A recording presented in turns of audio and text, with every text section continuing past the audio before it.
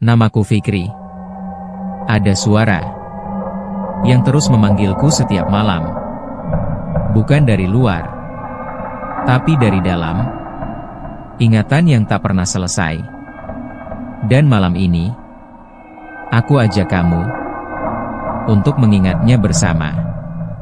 Selamat datang di Jam Jelajah Misteri. Beberapa hari setelah kejadian di warung itu, hidup Fikri mulai kembali tenang. Ia sudah tidak lagi diganggu oleh rekaman di ponsel, suara ketukan di pintu, ataupun sosok dirinya yang duduk di kamar. Reno meyakinkan bahwa menghancurkan ponsel memang memutus ikatan utama. Biasanya, pesugihan kayak gitu butuh pintu.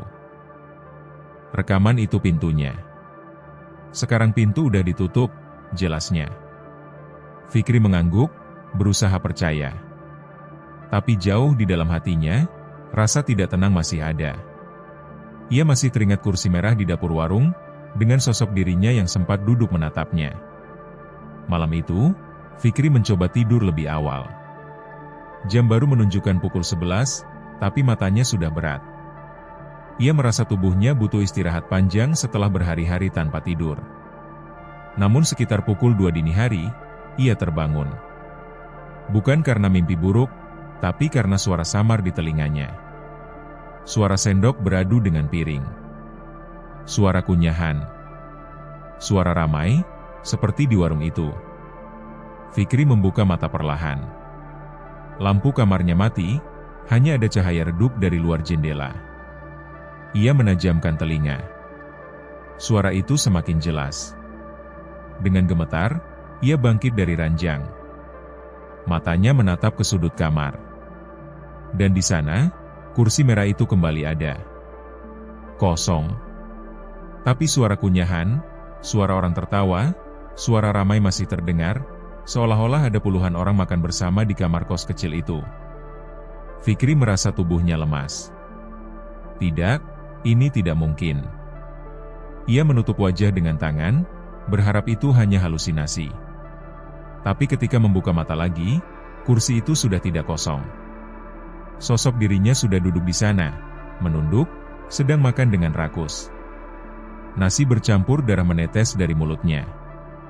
Fikri terjatuh ke lantai, mundur dengan tubuh gemetar. Pergi. Aku sudah memutuskan ikatan. Sosok itu mendongak perlahan. Matanya hitam pekat, mulutnya tersenyum lebar hingga hampir menyentuh telinga. Suaranya serak, tapi jelas. Ikatan tidak pernah benar-benar putus. Kursi ini masih menunggu. Dan cepat atau lambat, kamu yang akan duduk di sini. Fikri menjerit, tapi suaranya tercekat. Tubuhnya kaku, tidak bisa bergerak. Tiba-tiba, kursi itu bergeser mendekat sendiri, berderit pelan. Suara langkah-langkah berat terdengar di lantai, padahal tidak ada yang berjalan. Sosok dirinya berdiri dari kursi. Perlahan, ia berjalan ke arah Fikri. Langkahnya berat, menimbulkan bunyi duk, duk, duk di lantai. Fikri mencoba merangkak mundur, tapi tubuhnya gemetar hebat. Sosok itu jongkok di hadapannya, menatap lurus ke matanya. Nafasnya bau amis, membuat perut Fikri mual. Kamu sudah milik kami, jangan melawan lagi. Tangan hitam panjangnya meraih bahu Fikri, dingin seperti es. Pagi harinya, Reno datang ke kos Fikri karena tidak mendapat kabar darinya sejak malam. Pintu kamar tidak terkunci. Saat masuk, Reno terdiam. Kamar itu berantakan. Piring pecah berserakan di lantai, nasi tercecer, dan bau amis menyengat menusuk hidung. Di sudut kamar, ada kursi merah. Dan di atas kursi itu, Fikri duduk dengan tubuh kaku, matanya kosong, mulutnya tersenyum lebar. Di pangkuannya ada sepiring nasi bercampur darah. Beberapa minggu kemudian, kabar menyebar tentang warung yang tiba-tiba hilang. Orang-orang bilang warung itu terbakar habis tanpa sebab. Tidak ada yang bisa menjelaskan bagaimana bisa terjadi. Tapi yang aneh, setiap malam, penghuni kos di sekitar tempat Fikri tinggal sering mendengar suara ramai dari dalam kamarnya. suara tawa, suara sendok beradu, dan aroma amis yang menyengat. Mereka bilang, kalau ada yang berani membuka pintu kamar itu tengah malam, akan terlihat warung kecil berdiri di dalamnya. Kursi-kursinya penuh oleh orang-orang pucat, dan di pojok, Fikri duduk, tersenyum, melambai, mengajak siapapun untuk ikut makan bersamanya. Fikri duduk di ruang tamu rumah Reno dengan wajah pucat. Matanya merah karena kurang tidur. 3 malam berturut-turut ia diteror oleh rekaman dan sosok dirinya yang muncul di kamar. Ren, aku nggak tahan lagi. Tiap malam mereka datang. Rekaman itu muncul terus walau udah kuhapus. Bahkan aku lihat diriku sendiri duduk di kursi kamar. Mereka bilang aku nggak bisa lari. Suara Fikri bergetar. Reno menghela napas dalam. Ini udah gawat, Fri. Kalau sampai mereka muncul nyata di kamarmu, berarti ikatanmu sama warung itu makin kuat. Fikri menunduk. Aku harus gimana? Aku nggak mau mati jadi makanan pesugihan. Reno berpikir sejenak lalu berkata pelan, satu-satunya cara, kamu harus balik ke warung itu. Cari tahu apa yang mereka minta. Kadang, pesugihan kayak gitu ngasih tebusan. Kalau kamu bisa kasih atau putus ikatan di sana, mungkin kamu selamat. Fikri terdiam. Membayangkan kembali ke warung itu membuat bulu kuduknya berdiri.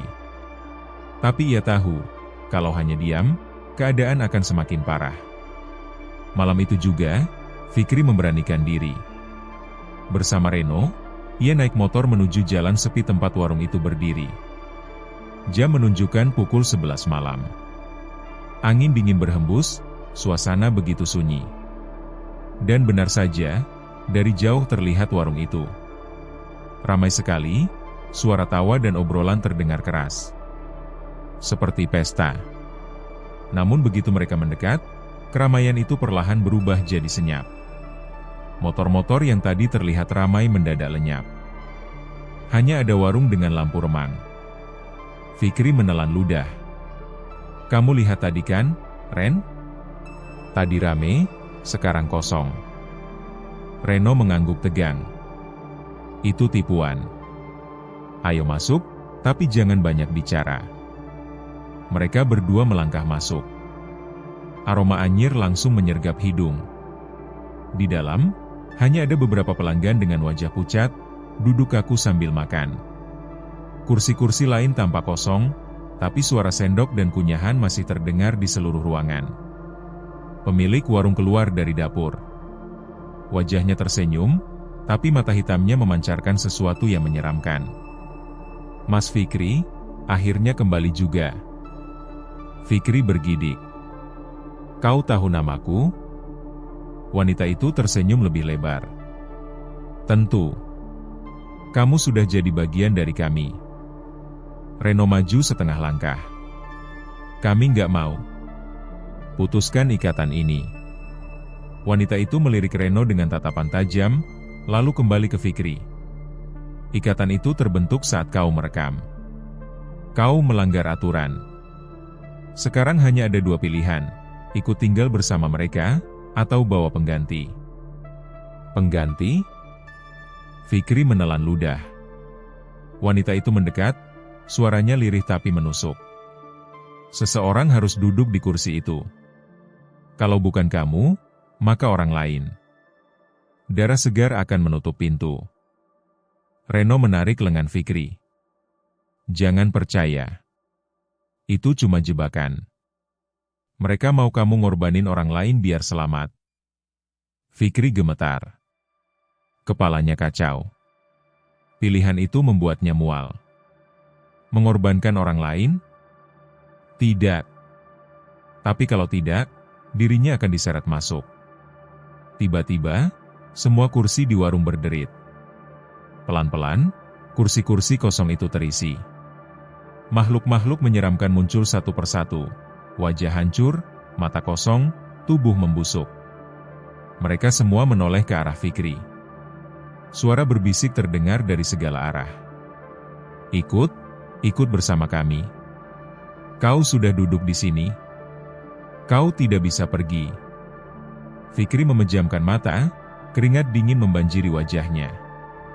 Reno menariknya keluar, tapi pintu warung mendadak menutup keras dengan suara duar. Lampu remang berkedip. Makhluk-makhluk itu semakin mendekat. Kursi di pojok kosong, seakan menunggu Fikri duduk. Wanita pemilik warung mendekat lagi, wajahnya semakin menyeramkan. Mulutnya sobek lebar hingga ke pipi, giginya tajam seperti gergaji. Pilih sekarang, Fikri. Kamu atau orang lain. Fikri hampir kehilangan akal sehat. Namun Reno tiba-tiba berteriak, "Jangan dengerin." Lari ke dapur, "Free." Itu sumbernya. Tanpa pikir panjang, Fikri mengikuti Reno. Mereka berlari menembus ke arah dapur, melewati tirai kain yang bau amis. Di dalam dapur, Fikri langsung terkejut. Lantainya penuh bercak darah. Di pojok ruangan, ada sesajen, kepala kambing, kemenyan menyala, dan mangkuk berisi darah segar. Tapi yang paling membuatnya ngeri adalah sebuah baskom besar berisi nasi. Dari dalam nasi itu, tangan-tangan hitam kurus muncul, meronta seakan minta keluar. Reno mendekat dan berteriak, "Ini sumber kekuatannya."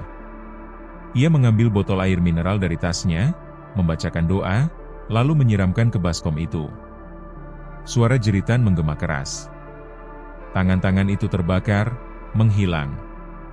Warung berguncang, piring-piring jatuh pecah, suara makhluk-makhluk di luar menjerit marah.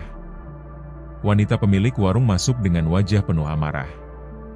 "Berani sekali kalian." Tubuhnya berubah, kulitnya menghitam, matanya merah menyala. Fikri dan Reno mundur, tapi wanita itu bergerak cepat, tangannya berubah panjang dengan kuku tajam. Ia hampir mencakar Fikri, namun Reno menahan dengan kursi kayu. "Lari, Free. Hancurin ponselmu," teriak Reno. Fikri sadar. Ia mengeluarkan ponselnya. Rekaman itu masih ada. Sosok dirinya dalam video menatapnya dengan senyum mengerikan. Dengan sisa tenaga, Fikri melempar ponsel itu ke lantai dapur, lalu menginjaknya berkali-kali hingga pecah.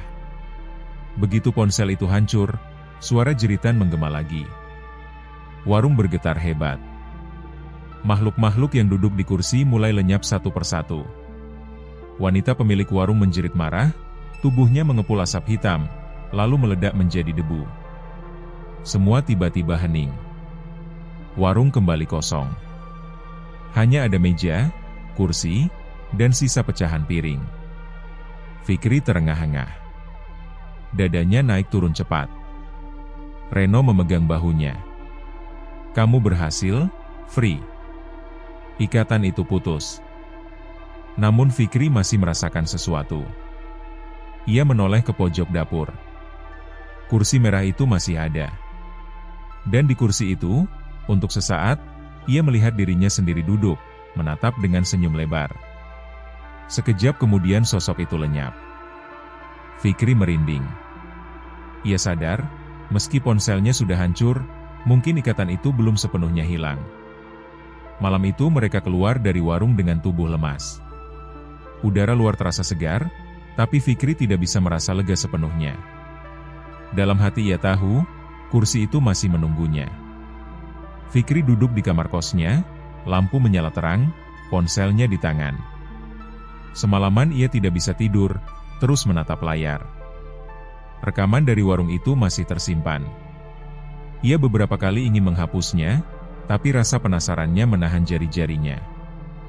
Dengan napas berat, ia memutar video itu lagi. Suara seram langsung terdengar. Di layar, warung penuh sesak dengan makhluk menyeramkan. Ada yang duduk dengan tubuh membusuk, ada yang wajahnya hancur, ada yang hanya tinggal kerangka. Mereka semua makan dengan lahap, darah menetes dari mulut mereka. Fikri menelan ludah, tangannya berkeringat. Namun sesuatu membuatnya terkejut. Di detik ke-45, kamera menyorot kursi di pojok. Ada sosok yang sangat ia kenal, dirinya sendiri. Fikri membeku. Sosok itu duduk di pojok ruangan, wajahnya pucat, matanya kosong, dan ia makan dengan rakus bersama makhluk-makhluk itu. Tidak mungkin, bisiknya. Jantungnya berdegup keras. Ia memutar ulang, memastikan. Tapi setiap kali sampai di detik ke-45, sosok itu tetap ada. Dirinya sendiri, sedang makan di antara para makhluk. Fikri buru-buru mematikan ponsel. Tangannya gemetar, napasnya sesak. Tiba-tiba, terdengar ketukan di pintu kamarnya. Tok, tok, tok. Fikri tersentak. Jam dinding menunjukkan pukul 2 dini hari. Siapa yang mengetuk malam-malam begini? Ia mendekati pintu pelan, mencoba mendengar. Tidak ada suara. Tapi ketukan itu terdengar lagi, kali ini lebih keras. Tok, tok, tok. Siapa? Fikri memberanikan diri bertanya. Tidak ada jawaban. Dengan hati-hati, ia membuka sedikit pintu, hanya selebar kepala. Kosan gelap dan sepi. Tidak ada orang. Namun saat ia hendak menutup pintu, suara berat berbisik dari balik kegelapan. Jangan rekam lagi. Fikri langsung membanting pintu dan mengunci rapat. Kakinya lemas, ia terjatuh duduk di lantai. Keringat dingin bercucuran. Sepanjang malam, ia tidak bisa tidur.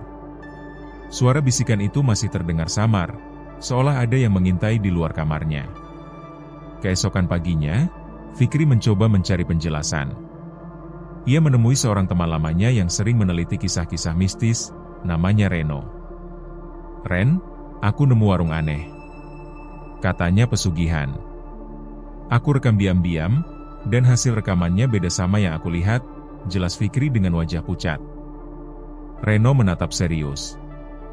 Pesugihan warung? Wah, itu berat, Fri.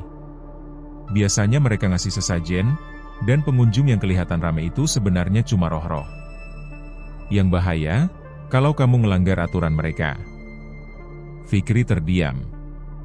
Aku, udah ngerekam, Ren. Dan aku lihat sesuatu yang aneh di videonya.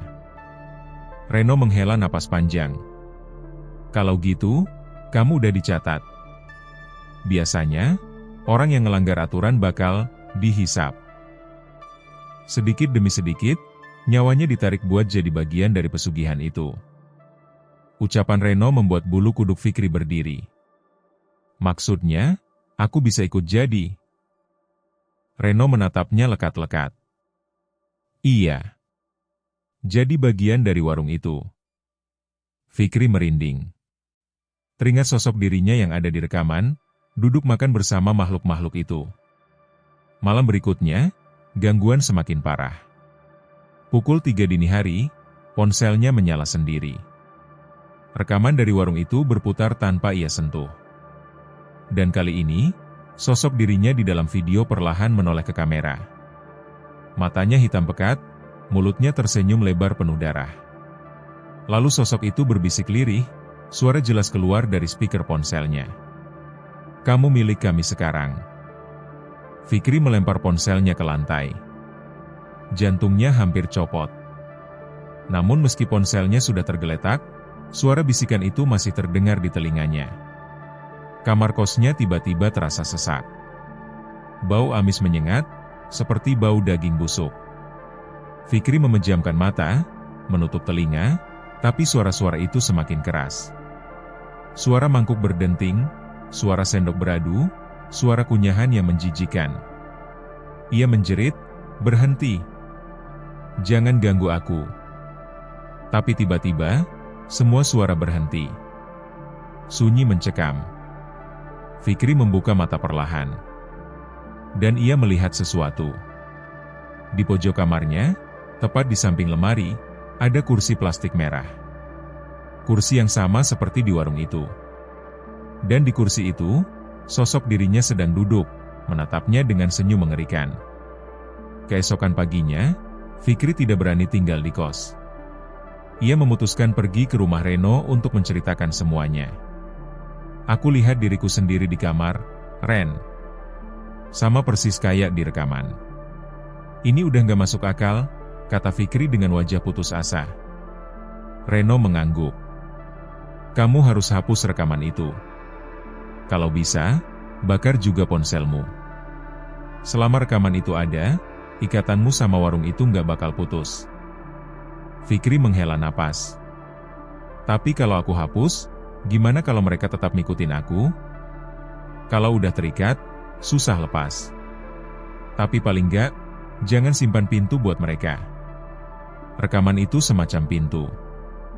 Kalau kamu biarin, mereka makin gampang masuk ke hidupmu. Fikri menunduk. Pikirannya kacau. Ia ingin menghapus rekaman itu, tapi ada sesuatu yang menahannya. Seakan-akan ada dorongan aneh yang membuatnya ingin menonton lagi dan lagi. Dan benar saja, malam itu, saat ia kembali ke kos, rekaman itu muncul lagi di galeri ponselnya. Padahal sebelumnya sudah ia hapus. Bahkan jumlahnya bertambah. Ada 10 rekaman baru, semuanya menampilkan dirinya sedang makan bersama makhluk-makhluk itu di warung. Dalam salah satu video, sosok dirinya berdiri, berjalan mendekati kamera, lalu menutup layar dengan wajah penuh darah. Fikri semakin ketakutan. Ia sadar hidupnya sudah tidak normal. Setiap malam selalu ada suara dari luar pintu kamarnya, selalu ada ketukan, selalu ada bisikan. Tapi malam itu lebih parah.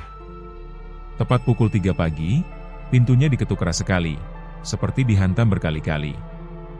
Duk! Duk! Duk! Fikri bersembunyi di bawah selimut, tubuhnya gemetar. Suara ketukan berhenti. Ia mengira sudah aman. Tapi tiba-tiba, ia mendengar suara kursi plastik diseret di dalam kamarnya. Pelan-pelan, ia mengintip dari balik selimut. Dan di sana, kursi merah itu sudah ada lagi.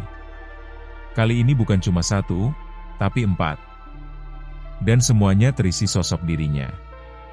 4 Fikri duduk, menatapnya, tersenyum ngeri, dengan mata hitam pekat.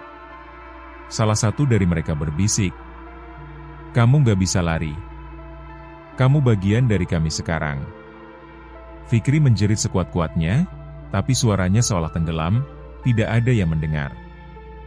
Fikri tidak menjawab. Ia meletakkan uang di meja, meraih tas, lalu bergegas keluar. Begitu keluar, ia kembali melihat motor-motor berjejer penuh, bayangan orang-orang yang tampak sedang duduk dan tertawa di dalam warung. Dari luar, tempat itu masih tampak ramai luar biasa. Tapi ia tahu, kenyataannya sangat berbeda. Ia menyalakan motornya dengan tergesa. Saat melaju meninggalkan warung itu, bulu kuduknya meremang. Bayangan suara-suara ramai itu masih terngiang di telinganya. Warung itu jelas menyimpan sesuatu. Sesuatu yang tidak normal. Sesuatu yang mungkin berhubungan dengan hal-hal yang lebih gelap dari sekadar jual beli makanan. Dan malam itu, Fikri bersumpah dalam hati, ia harus kembali lagi untuk mencari tahu apa sebenarnya yang terjadi di warung aneh itu. Keesokan harinya, Fikri masih memikirkan warung itu. Pagi sampai siang, bahkan saat sedang menyusun naskah liputan lain, bayangan suasana warung aneh itu tidak hilang dari kepalanya. Suara ramai tanpa wujud, piring yang tiba-tiba penuh, tatapan tajam pemilik warung, semua bercampur membuatnya semakin penasaran. Dia sebenarnya ingin mengabaikannya, tapi rasa ingin tahu justru semakin besar. Malam berikutnya, saat jarum jam menunjuk pukul 10, Fikri sengaja melewati jalan yang sama. Kali ini dia berniat memastikan apakah apa yang ia lihat semalam benar-benar nyata atau hanya ilusi lelah karena begadang. Jalanan kembali sepi. Pepohonan di kanan kiri bergerak tertiup angin, suara gesekan daun membuat suasana terasa lebih mencekam. Lampu motornya menyorot jalan aspal yang kosong. Dan benar saja, di tikungan yang sama, warung itu tampak berdiri. Dari kejauhan, sekali lagi terlihat sangat ramai. Motor-motor berjejer, suara orang bercampur dengan tawa terdengar jelas. Perasaan Fikri campur aduk. Ada ketakutan, tapi juga rasa penasaran yang kuat. Ia menepikan motornya dan berjalan masuk. Dari luar, pemandangannya sama persis seperti semalam. Warung itu seolah penuh sesak oleh orang yang sedang makan. Namun begitu kakinya melangkah melewati pintu, Semuanya berubah. Bangku-bangku panjang itu kosong, hanya ada beberapa pelanggan dengan wajah pucat. Tidak ada tawa, tidak ada keramaian, hanya suara sendok dan piring yang pelan. Fikri menelan ludah. Rasanya bulu kuduk langsung berdiri. Pemilik warung kembali menyambutnya dengan senyum ramah. "Mas mampir lagi. Mau makan apa malam ini?" Fikri mencoba tersenyum, walau bibirnya kaku. "Nasi pecel aja, Bu." Wanita itu mengangguk, lalu beranjak ke dapur. Fikri memilih tempat duduk di sudut. Tas dan kameranya ia letakkan di kursi samping. Pandangannya kembali menyapu ruangan. Sama seperti semalam, ada hal-hal yang membuatnya merinding. Piring kosong di meja seberang tiba-tiba terisi penuh, sendok bergerak sendiri, nasi berkurang perlahan. Ada suara kunyahan, padahal kursi di depannya kosong. Lebih jelas dari kemarin, Fikri bisa mendengar orang bercakap-cakap, seolah sedang ngobrol di dekat telinganya. Namun kalau ia menoleh, tidak ada seorang pun di sana. "Ini, Mas." Pemilik warung meletakkan sepiring nasi pecel di depannya. Sayur yang disiram bumbu kacang itu terlihat biasa saja. Tidak terlalu menarik. Namun entah kenapa, aroma anyir samar tercium, membuat Fikri agak mual. Dia memaksa menyendok sedikit. Rasanya dingin, bumbu kacangnya hambar, seperti tidak diberi garam atau gula. Sayurnya pun layu, seperti direbus dari kemarin. Tapi pemilik warung itu kembali berdiri menatapnya, seakan menunggu komentar. Fikri tersenyum kaku. "Iya, Bu, enak." Wanita itu tersenyum lebar, lalu berjalan kembali ke dapur. Fikri melirik ke sekeliling. Orang-orang pucat yang makan di sana tetap tidak banyak bergerak. Mereka hanya menunduk, mengunyah perlahan, tidak pernah menoleh ke arahnya. Perlahan, Fikri mengeluarkan ponselnya. Ia mencoba merekam secara diam-diam, menaruhnya di atas meja dengan kamera menghadap ke depan. Beberapa menit kemudian, ia mengambil ponselnya dan pura-pura mengecek pesan. Tapi yang ia lihat di layar membuatnya hampir menjatuhkan ponsel. Di layar, kursi-kursi kosong itu penuh terisi. Ada puluhan orang duduk, wajah mereka pucat, kulitnya hitam keabuan, beberapa dengan mata melotot putih, ada yang mulutnya sobek lebar sampai ke pipi. Semuanya makan dengan lahap. Dan yang paling membuatnya ngeri, beberapa dari mereka menoleh langsung ke arah kamera, seakan sadar sedang direkam. Fikri buru-buru menutup kamera. Jantungnya berdetak sangat cepat, tangannya berkeringat dingin. Ia mencoba menenangkan diri, pura-pura melanjutkan makan walau perutnya terasa mual. Tiba-tiba, salah satu piring di meja samping jatuh sendiri. Suaranya nyaring, membuat Fikri menoleh kaget. Saat itu, ia sempat melihat bayangan hitam berdiri di kursi, tinggi besar, lalu menghilang begitu saja. Pemilik warung keluar dari dapur dengan cepat. "Mas, saya sudah bilang jangan rekam apa-apa di sini, kan?" Fikri terdiam, bingung harus menjawab apa. Wanita itu menatapnya tajam. "Kalau Mas cuma mau bikin ribut, lebih baik pulang sekarang juga." Fikri mencoba tersenyum kaku. "Iya, Bu. Maaf." Ia buru-buru merogoh uang dari dompet, meletakkannya di meja, lalu bangkit. Namun sebelum keluar, ia mendengar suara berbisik tepat di telinganya. Suara itu berat, serak, dan jelas bukan suara manusia biasa. "Jangan kembali lagi, atau kau yang jadi makanan berikutnya." Fikri membeku. Tubuhnya merinding dari ujung kepala sampai kaki. Ia menoleh cepat, tapi tidak ada siapa-siapa di belakangnya. Tanpa pikir panjang, ia melangkah cepat keluar warung. Dari luar, sekali lagi ia melihat keramaian. Bayangan orang-orang tampak jelas duduk di dalam, tertawa, makan, seolah suasana penuh kebahagiaan. Tapi ia tahu, semua itu tidak nyata. Ia menyalakan motornya dengan tangan gemetar. Saat melaju menjauh, suara tawa dan obrolan itu masih terngiang di telinganya, semakin lama semakin pelan, sampai akhirnya lenyap di telan gelapnya jalanan. Fikri tidak bisa tidur malam itu. Setiap kali ia menutup mata, bayangan wajah pucat para makhluk itu muncul. Tawa mereka, tatapan mereka yang menoleh ke arah kamera, dan bisikan seram itu terus mengganggu pikirannya. Ia tahu, warung itu bukan warung biasa. Ada sesuatu yang jauh lebih gelap di balik keramaian palsu itu. Dan Fikri merasa, ia sudah melangkah terlalu jauh untuk berhenti begitu saja. Fikri bangun dengan mata merah. Semalaman ia hampir tidak bisa tidur, hanya berputar di tempat tidur, memikirkan apa yang sudah ia lihat di warung itu. Suara bisikan di telinganya masih terngiang, seakan benar-benar nyata. Setiap kali ia mencoba memejamkan mata, wajah pucat para makhluk yang terekam kamera ponselnya muncul, menatapnya tajam. Siang itu, Fikri menonton ulang rekaman di ponselnya. Tangannya gemetar, tapi rasa penasarannya lebih besar. Ia memutar video diam-diam di kamar kosnya. Dan sekali lagi, hal yang sama terlihat. Warung itu penuh sesak oleh makhluk-makhluk menyeramkan. Ada yang berkulit hitam kelam dengan mata merah, ada yang tubuhnya penuh luka bernanah, ada yang wajahnya separuh hilang. Semua duduk rapi, makan dengan lahap. Salah satu dari mereka menoleh ke arah kamera. Sosok itu tampak seperti laki-laki tua dengan mata melotot putih, bibirnya koyak sampai ke telinga. Dia tidak bergerak, hanya menatap lurus, seakan menembus layar. Fikri buru-buru menutup videonya. Napasnya terengah, keringat dingin membasahi pelipis. Dia sadar, apa yang dilihatnya bukan halusinasi. Itu nyata. Dan larangan pemilik warung semalam jelas bukan tanpa alasan. Ada sesuatu yang ingin disembunyikan. Hari itu ia mencoba mencari informasi.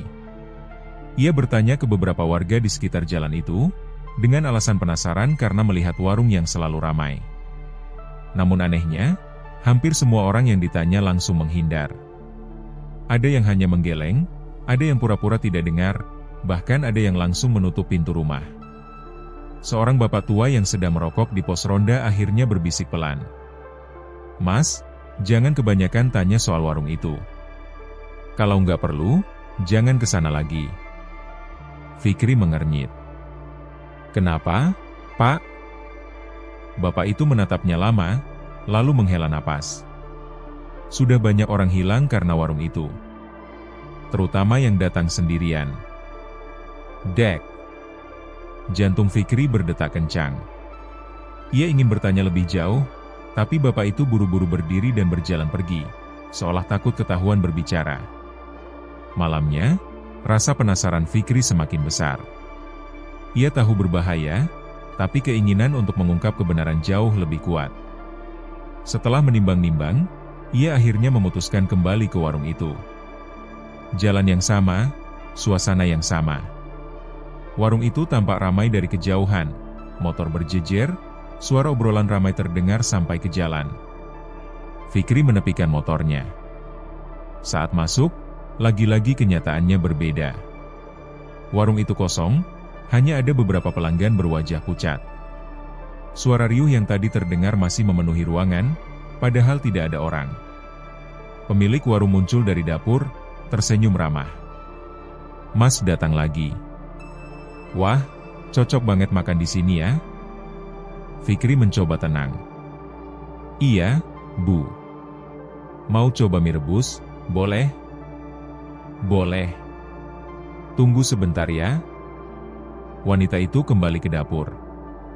Fikri duduk di bangku yang sama. Tangannya gemetar saat mengeluarkan ponsel. Ia tahu berbahaya, tapi kali ini ia tidak mau hanya sekadar rekaman singkat. Ia ingin bukti yang jelas. Dengan hati-hati, ia menyalakan kamera ponsel dan mengarahkan ke ruangan. Layar menunjukkan hal yang berbeda lagi. Kursi-kursi penuh sesak. Puluhan sosok duduk berjejer, wajah mereka hancur, kulitnya mengelupas, sebagian hanya tinggal tulang. Mereka semua makan dengan lahap, sesekali menoleh ke kamera. Fikri menahan napas. Suara kunyahan mereka terdengar jelas di rekaman, padahal telinganya sendiri hanya mendengar sunyi. Tiba-tiba, ponselnya bergetar. Notifikasi muncul, memori penuh. Hentikan rekaman. Fikri panik. Ia buru-buru menekan simpan. Namun saat ia menoleh, pemilik warung sudah berdiri tepat di depannya. Wajahnya tidak lagi ramah. Tatapannya dingin, suaranya pelan tapi tegas. "Mas, saya sudah bilang jangan motret di sini. Jangan rekam apa-apa." Fikri tercekat. Maaf, Bu. Saya cuma..." Wanita itu mendekat, wajahnya sangat dekat dengan Fikri. Senyumnya tipis, tapi matanya tajam. "Kalau Mas masih nekat, Mas bakal lihat sesuatu yang seharusnya nggak boleh dilihat." Fikri menelan ludah.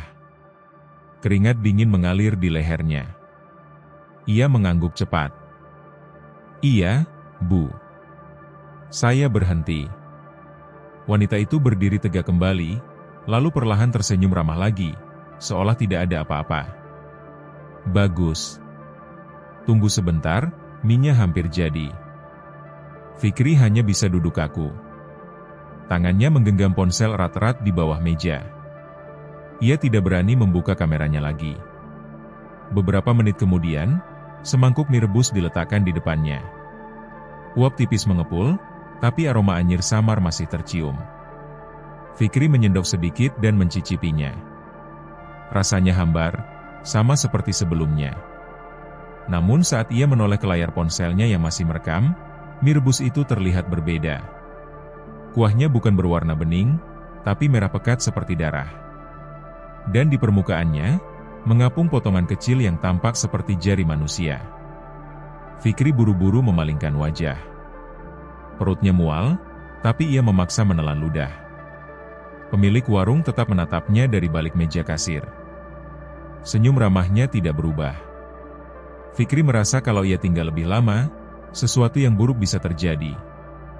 Ia merogoh uang, meletakkan di meja, lalu berdiri.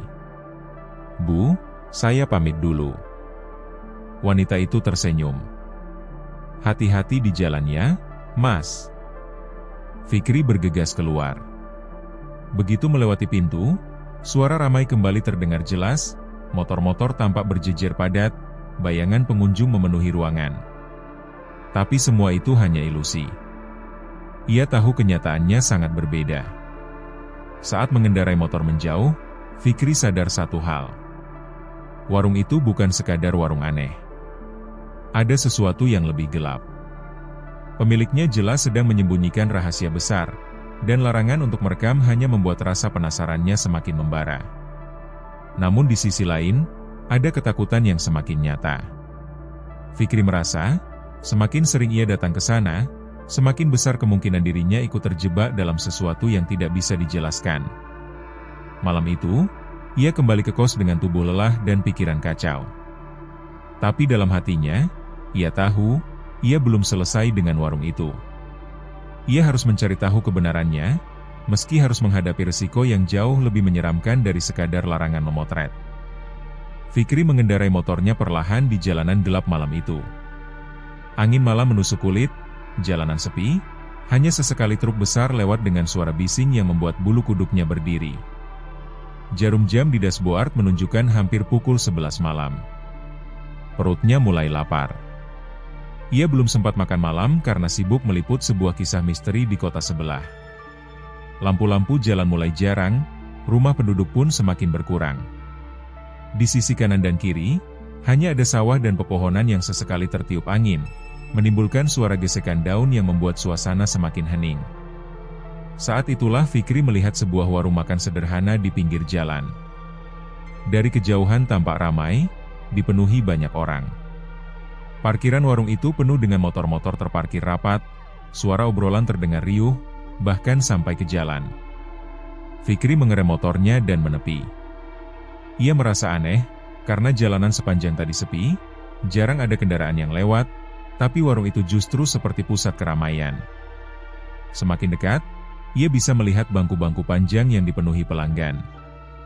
Asap dari dapur mengepul keluar, lampu-lampu neon terang benderang, dan bau masakan khas warung sederhana langsung tercium. "Wah, rame juga," gumamnya. Pas banget lagi lapar. Ia mematikan motor, mendorongnya sedikit ke sisi parkiran yang sesak dengan motor. Hampir tidak ada celah kosong. Suara ramai terdengar semakin jelas, obrolan para pelanggan bercampur dengan suara sendok beradu dengan piring. Sekilas, suasananya seperti warung yang sangat laris. Fikri melangkah masuk. Begitu melewati pintu kayu yang terbuka, langkahnya terhenti. Pandangannya langsung berubah. Yang ia lihat di luar tadi, ramai, penuh pengunjung, ternyata tidak sama dengan yang ada di dalam. Bangku-bangku panjang di sisi kiri dan kanan ruangan hampir kosong. Hanya ada beberapa orang yang duduk, itu pun wajah mereka terlihat pucat dan diam. Tidak ada tawa, tidak ada obrolan. Beberapa orang hanya menunduk, menyendok nasi pelan-pelan, seperti orang yang tidak bersemangat. Suara riuh yang ia dengar dari luar masih terdengar jelas, tapi sumbernya entah dari mana. Dari dalam warung ini, jelas sekali tidak ada keramaian. Fikri menoleh ke belakang. Dari luar, masih terlihat ramai, bayangan orang-orang seperti bergerak di balik kaca jendela. Tapi di depan matanya sendiri, kenyataannya berbeda. "Silakan, Mas." Seorang perempuan parubaya menyapanya. Dia adalah pemilik warung, wajahnya penuh senyum ramah. Ia mengenakan daster sederhana, rambut disanggul seadanya, dan tangan kirinya memegang kain lap yang lusuh. Fikri agak kaku. "Iya, Bu, ini rame banget ya dari luar?" Perempuan itu hanya tersenyum, seolah tidak paham maksud pertanyaan Fikri. "Mau makan apa, Mas? Nasi goreng? Mie rebus? Atau nasi pecel?" Fikri menelan ludah. Ia mencoba menepis rasa aneh yang muncul. "Nasi goreng aja, Bu." Perempuan itu mengangguk, lalu bergegas ke dapur. Fikri berjalan menuju salah satu bangku panjang di sudut. Ia meletakkan tas dan kameranya di meja, lalu duduk. Dari posisinya, ia bisa melihat hampir seluruh ruangan. Kosong. Sepi. Hanya ada 3 orang lain yang makan di sana. Mereka tidak menoleh sama sekali. Wajah pucatnya menunduk, menyendok makanan dengan gerakan lambat. Telinga Fikri kembali menangkap suara ramai, tawa, bahkan suara sendok beradu dengan piring dari arah yang tidak jelas. Ia mencoba menajamkan pendengaran. Suara itu seperti datang dari segala arah, seolah memenuhi ruang kosong yang seharusnya hening. Pandangannya tertuju pada meja di seberang. Sebuah piring kosong tiba-tiba bergeser pelan, seolah ada yang menariknya. Beberapa detik kemudian, piring itu sudah penuh dengan nasi dan lauk. Tidak ada orang yang menyentuhnya, tapi sendok di atas piring itu bergerak sendiri, menyendok nasi ke mulut yang tak terlihat. Fikri terperanjat. Jantungnya berdegup kencang. Dia mencoba menoleh ke arah pelanggan lain, berharap ada yang juga melihat hal itu. Tapi ketiga orang di warung itu tetap makan dengan wajah tanpa ekspresi, seakan tidak menyadari apapun. Pemilik warung datang kembali, membawa sepiring nasi goreng. Ia meletakkannya di depan Fikri. "Silakan, Mas. Makan dulu. Jangan khawatir, di sini murah kok." Fikri berusaha menahan rasa takutnya. Ia mencoba tersenyum. "Makasih, Bu." Nasi goreng itu terlihat biasa saja, bahkan cenderung tidak menarik. Warnanya pucat, baunya pun tidak terlalu harum. Fikri menyendok sedikit dan mencicipinya. Rasanya hambar, dingin, seperti makanan yang sudah lama didiamkan. Namun pemilik warung itu tetap tersenyum menatapnya, seolah menunggu komentar. "Enak, Bu," kata Fikri asal. Wanita itu tertawa kecil. "Alhamdulillah, Mas. Kalau suka, nanti mampir lagi ya." Fikri mengangguk, walau di dalam hati ia merasa sangat tidak nyaman. Pandangannya kembali tertuju pada piring-piring lain di meja. Beberapa di antaranya kosong, namun tiba-tiba berubah seakan baru saja dipakai makan. Ada sisa nasi, ada tulang ayam, bahkan ada sendok yang berjatuhan. Semua terjadi begitu saja, tanpa ada orang yang duduk di sana. Tangannya gemetar, tapi ia mencoba tetap tenang.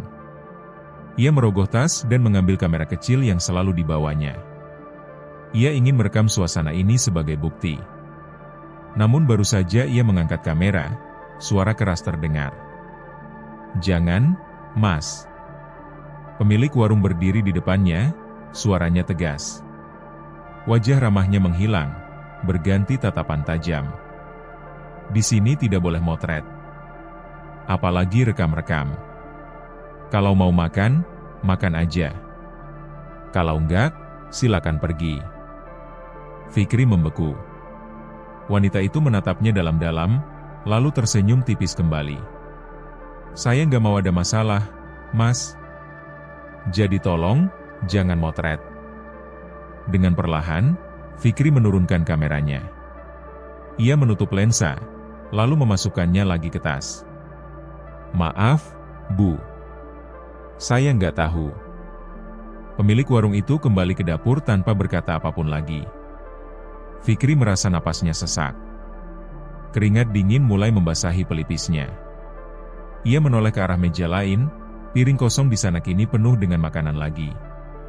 Kali ini, ia mendengar jelas suara kunyahan keras, padahal tidak ada seorang pun di sana. Ia merasa cukup. Ia harus segera pergi sebelum terjadi sesuatu. Ia berdiri, merogoh kantong dan mengeluarkan uang.